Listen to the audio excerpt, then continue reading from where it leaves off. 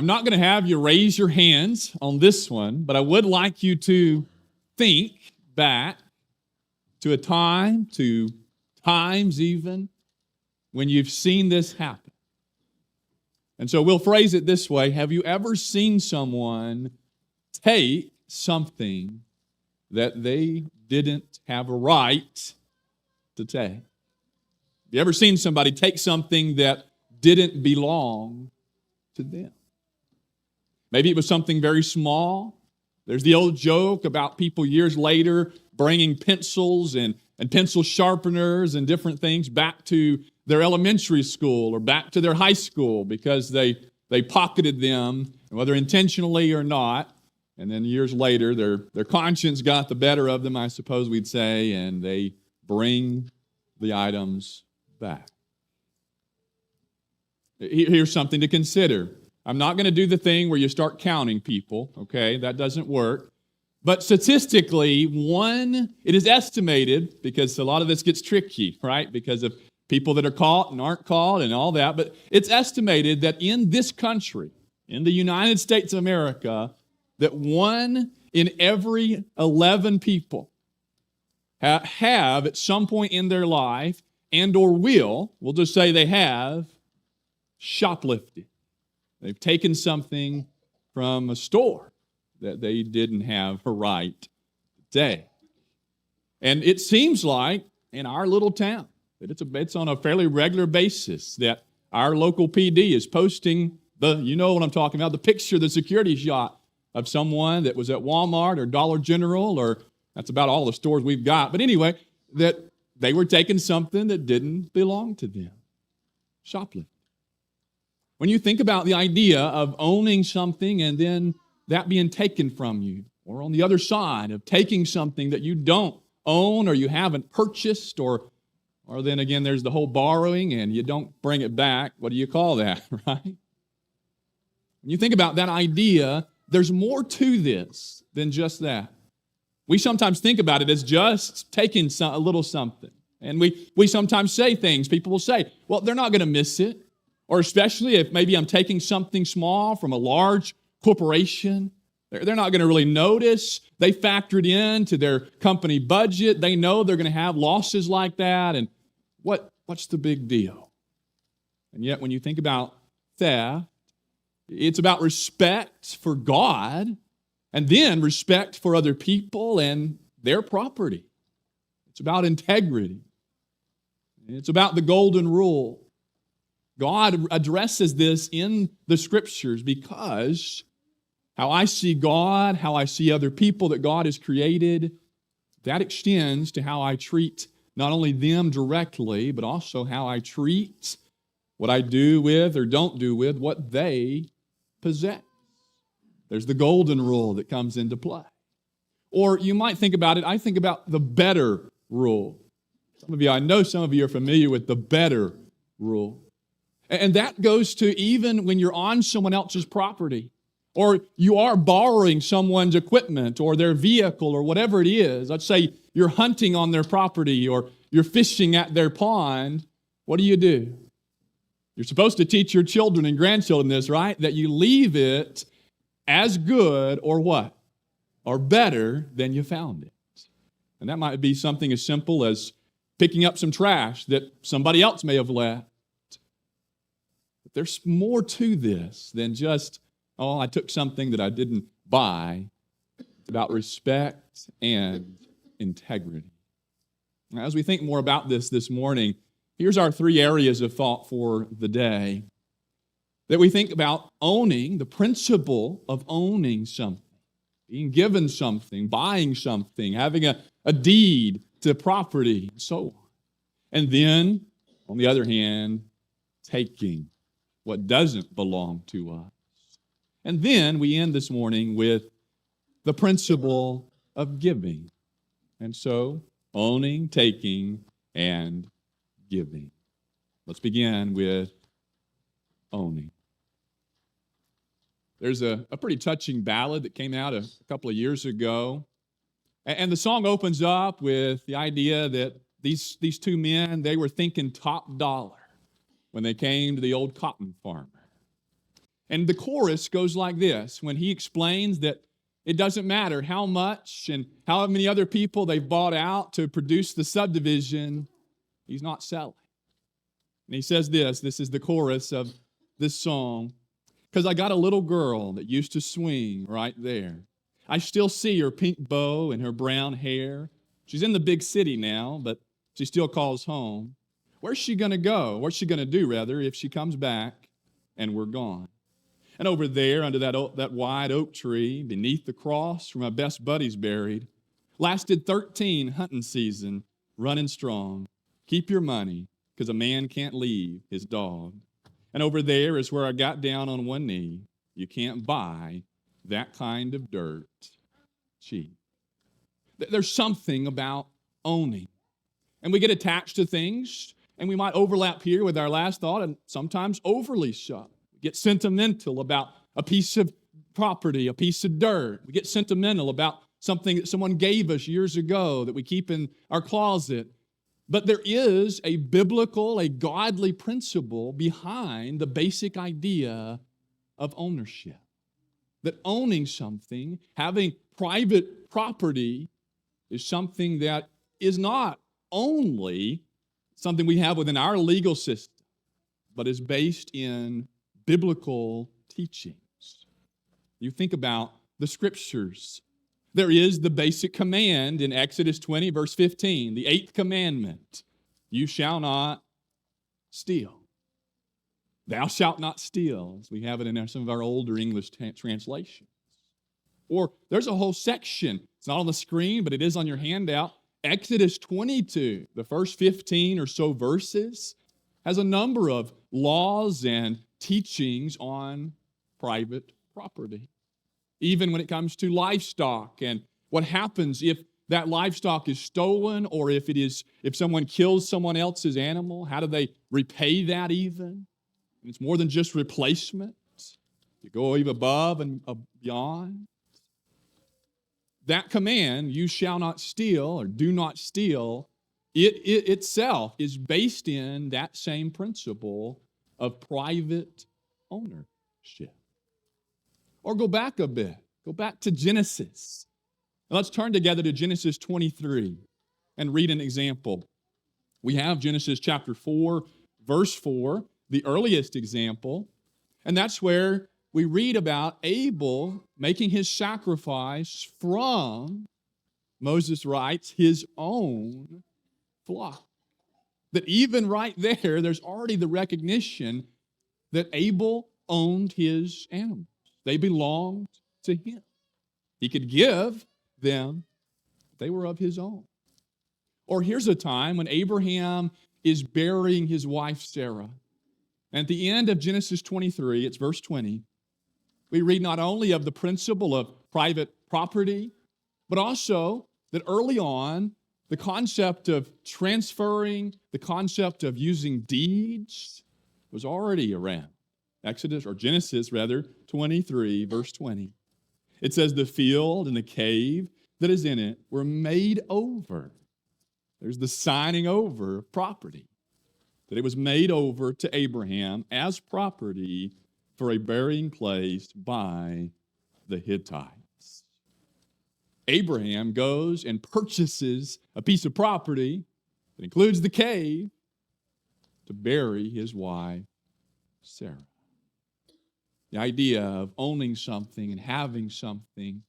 It's connected to the idea also, of course, of the monetary system eventually. And you work and you have this now, these funds to then use to purchase something. And that way you can say, I've earned this, or I've worked so hard to be able to now purchase this piece of land. Now today we think in terms of land and vehicles and investments and real estate and all of that. And so a lot of, some of, let's say, the specifics have evolved over the centuries. But the idea of God saying, no, this is something that belongs to you, and other people don't have a right to it, even to be on it without your permission, say, with land, is a principle from God. And God himself is the ultimate owner. Turn with me to this 24th Psalm this morning. Psalm 24 describes the way that God owns everything. As the creator of everything, he then has the right to possess everything.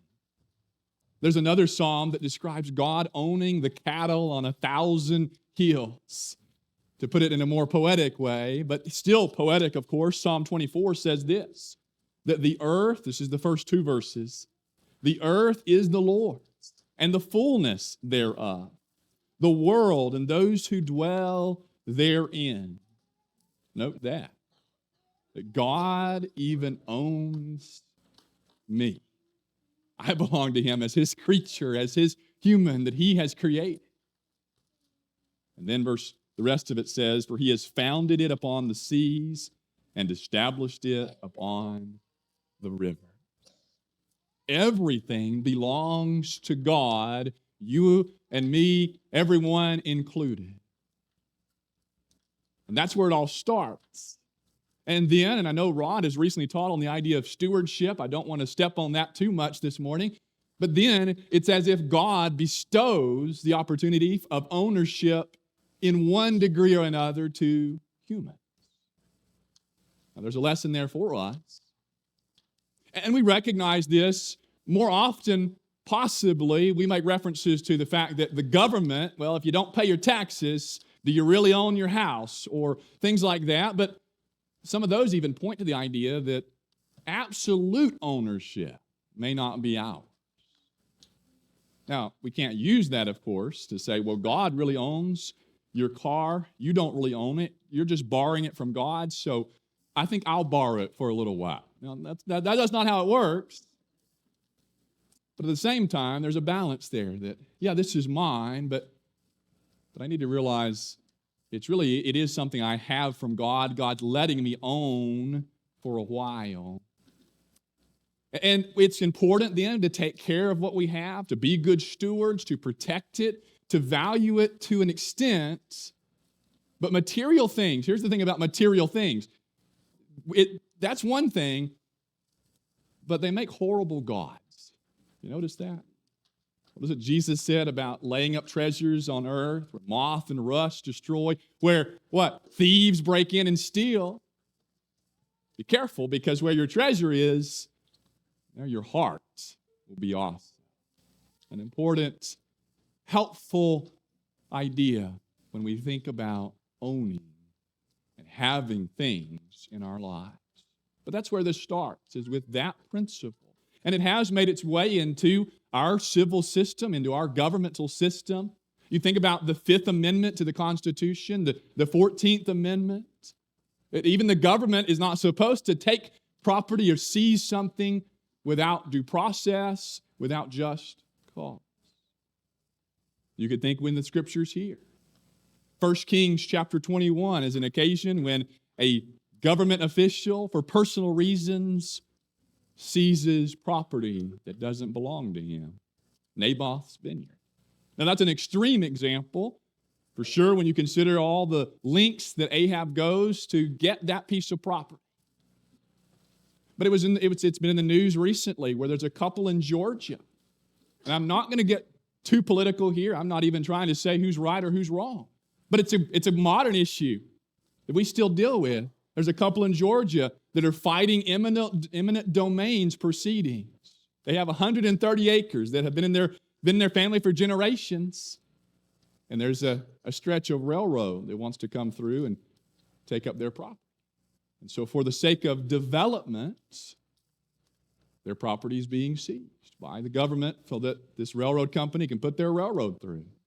And they're fighting it with everything they have to hold on to what they own. The principle, at least, of owning something is from God. That's why God can say, don't take what you don't own. That leads us then to the idea of taking. And it usually starts small.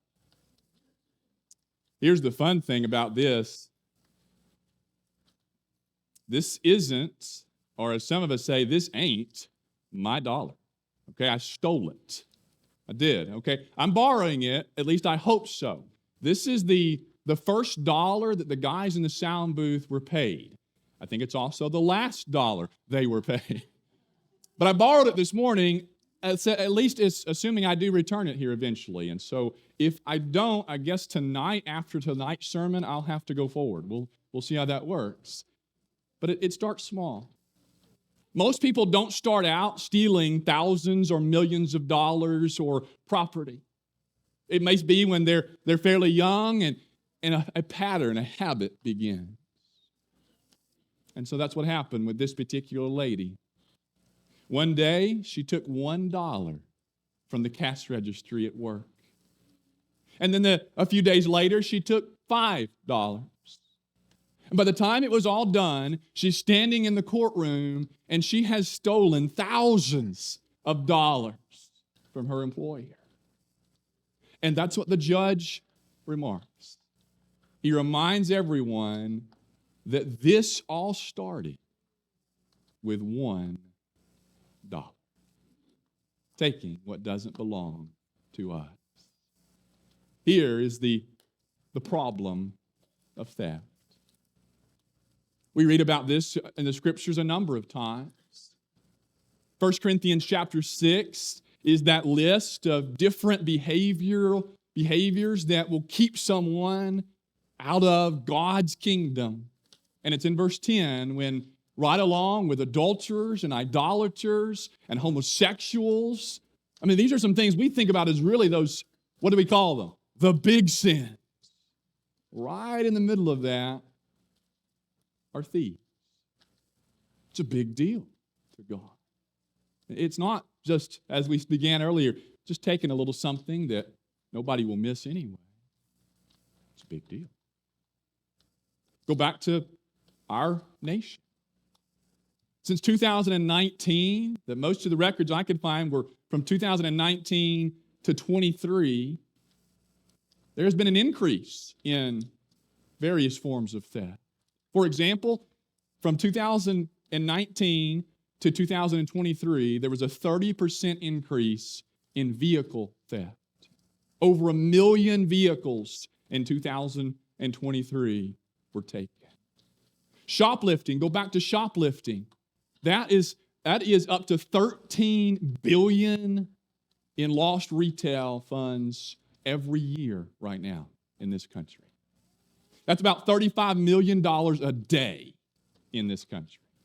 You go back to 2019, it was about $27 million a day, almost $10 million per day more. Some of the larger cities have seen as much as 90% in increase of shoplifting from 2019 to 2020. Now, this lesson is not trying to figure out the social and political and economical reasons behind the increase in the last 4 or 5 years, but it has been a big problem for a long time, but it's become even more of a problem. Identity theft is about $50 billion a year. When you add up the individuals that lose because of identity theft. And that's the thing about theft. There's a lot of different types, aren't there? There's plagiarism, stealing ideas, intellectual property rights come into play. We have copyrights on that for a reason. When it comes to inventions and even phrases and statements and imagery, got to be careful. I mean, I've got to be careful in my PowerPoint to find images either that I've purchased the rights to or that are in free domain. You think about stealing somebody's identity.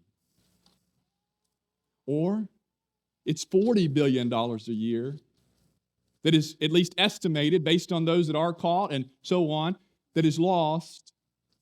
And it's not shoplifting. It's back to that lady. It's an employee stealing from their company or from their employer. And that might be the person working in retail. This is just in retail, by the way. This is not in industry and other places. $50 billion a year from those that work in retail, suppliers, and distribution that is lost because of theft. Now let's turn together. You might be in 1 Corinthians. Let's turn to James chapter 5. James chapter 5, 1 through 5, is a time when the Scriptures, through the human writer James, the Holy Spirit addresses a situation here between the rich and the poor. And this is not about saying that the poor are bad and the rich are bad and the poor are good just outright. But it's a reminder of different situations we get into in life, different forms of stealing. And here it's more about dishonesty in business and withholding what is due to someone else. He says this, "Come now, you rich, weep and howl for the miseries that are coming upon you. Your riches have rotted and your garments are moth-eaten." Sound familiar? "Your gold and silver have corroded, and their corrosion will be evidence against you and will eat your flesh like fire. You have laid up treasure in the last days. Behold, the wages of the laborers who mowed your fields, which you kept back by fraud," there's another word for it, fraud, "are crying out against you, and the cries of the harvesters have reached the ears of the Lord of hosts. You have lived on the earth in luxury and in self-indulgence. You have fattened your hearts in the day of slaughter." James doesn't hold back. "You have condemned and murdered the righteous person. He does not resist you." The idea of taking what doesn't belong or withholding what belongs to someone else. It's something God takes seriously, and thus something we should take pretty seriously ourselves. We said it starts small and tends to lead onward. It's something to teach our children when they're young, to learn the lesson of having things, but also simple lessons like don't take something out of someone else's hand. Those kind of attitude lessons can be so valuable. And here's the irony there. The defense for that is usually, right, when someone has, let's say it's one kid and takes another toy out of their hand, the defense is usually what? Well, that's mine. And so the irony here is, well, it's ownership. But just the principle there of taking what I may even be mine in the moment can be a heart problem. And here's the issue. I don't want to be on the point too long, because the issue with this particular behavior, and there's some others that are like this, I'm sure, but when it comes to taking what doesn't belong and comes to theft and fraud and plagiarism, the problem, at least for us adults, is not that we don't know it's wrong. It's never been the problem. The problem is that we know it's wrong. We just don't respect that or obey that. The principle of owning and taking. Now, here's our third one for the morning, and that is giving. I read recently about a man during the Great Depression. He owned a bakery, and he began to give out free bread to his neighbors every day. He'd have a section of his store that was for anyone. Come and take free bread. His friends began to mock him and laugh at him, and you're going to go bankrupt. I mean, it's hard times for everybody, and now you're giving away your product? Well, he made it through the Great Depression, kept his bakery open, and years after the Depression had ended, the people in the community that he had given free bread to, they became his most dedicated, most loyal supporters. And his bakery boomed as they all came back and purchased bread from him. There's a power in generosity, isn't there? And yes, this is mine. God has allowed me to have it. I may have worked really hard. I may have been given it. Whatever it is, I've been given in the ultimate sense. But am I going to hold on to it? Am I willing to share, to give to others? Let's turn in our Bibles to the book of Acts now. A few references, a few readings from Acts. Acts chapter 20. We were here a few weeks ago when the Apostle Paul is giving his farewell address to the elders in the church at Ephesus. And near the end of that, in verse 35, he quotes Jesus. He says this in Acts 20, verse 35, In all things, I have shown you that by working hard in this way, we must help the weak and remember the words of the Lord Jesus, how he himself said, it is more blessed to give than to receive. We could go back to last week's happiness sermon here, right? The experience, the joy of giving, the joy of taking what does belong to us and then giving it to someone else. And this isn't about money. It might be money, it might be food, it might be a number of different things from our resources, our energy, our time that we give, our talents that we use for the Lord to help people. It's a common example because it's a great example. Our food pantry. And think this morning of, you can go out and pick up a can of chicken noodle soup that we're giving out this morning, or go over across the alleyway and take home some hot dogs. Of course, we give out boxes and boxes of food every month to those in our community that are in need. There's a power in giving. Or go back a little in Acts, to Acts chapter 2, Acts chapter 4, and there's example after example of the early church being a giving people. In Acts chapter 2, they all have everything in common, and they're giving it away. In Acts chapter 4, beginning at verse 32, we read about those who continued this practice. It says that now, this is Acts 4, verse 32, now the full number of those who believed were of one heart and one soul. No one said that any of the things that belonged to him was his own, but they had everything in common. And with great power, the apostles were given their testimony to the resurrection of the Lord Jesus, and great grace was upon them all. There was not a needy person among them, for as many as were owners of lands or houses sold them and brought the proceeds of what was sold and laid it at the apostles' feet. And it was distributed to each as any had need.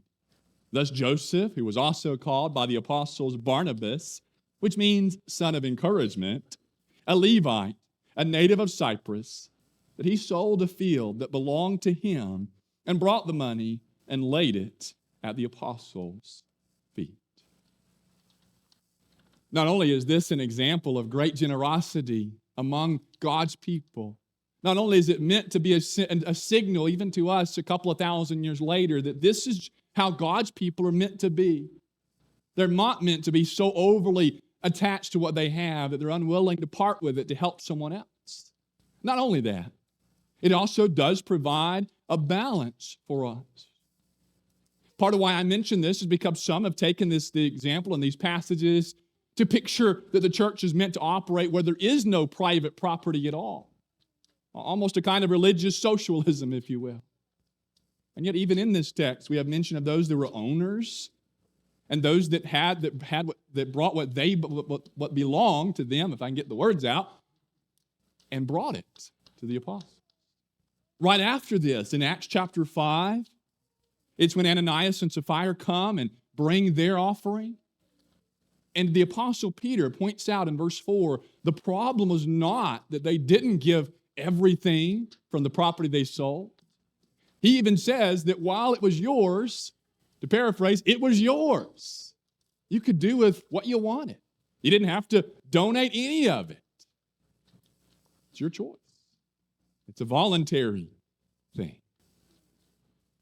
Even in a context when people are looking at it as if they didn't own anything, it was how they viewed it, we see the recognition of the principle of private ownership still, even in the middle of this abundant generosity, because giving, generosity, part of the point of that is that this is something I own. It's mine, but I'm not going to have the attitude that it's mine and it's going to stay mine. I'm willing to part with it. We said this, that God is the ultimate owner of everything. And so you might see where this is going, that God is also the ultimate giver of all things. We give of what God has given to us. We donate and share what God has allowed us to come into possession of. But God, as the authority and the owner of everything, He gave. We know this one, that God so loved the world that He gave His only Son, or only begotten Son, that whosoever would believe in Jesus, would believe in Him, would not perish, but have everlasting life. It is Jesus who was rich in every way and yet became poor for our sakes, so that through His poverty we might become rich. And that, by that point, that's not about monetary riches. But that's what Jesus did for us. He left the praises of God in heaven to receive the blasphemies of men on earth, so that we would have the opportunity available to us to have the greatest riches ever in Him. The ultimate giver is God. And so in our lives, as we move from hoarding to giving, as we move from, it might be theft, to trusting in God and giving what we do have as we can, we are learning to be like our God. That's why we call it being generous is being godly, being like our God. We've seen these three this morning. When it comes to the idea of give and take, that there is the owning, the principle of private property is real and biblical. Then there is the problem of theft, of taking what doesn't belong to us, or withholding what belongs to someone else. I've still got that dollar in my jacket pocket, by the way. And then we've seen the value of not valuing things too much, but being willing to give them away to others. We're going to sing an invitation song now that invites from Jesus to each other to come and become a part of Him and be with Him and His people. And as we look toward that, toward becoming a Christian this morning by being baptized into Jesus, or toward being a better Christian this morning, let's end with that question. Which one am I? Which one are you? That's the observation, that people in life go through life as one of those two. Now, there's variation, and so that's why it's which one are you more? A giver or a taker in life? Let's stand and sing together.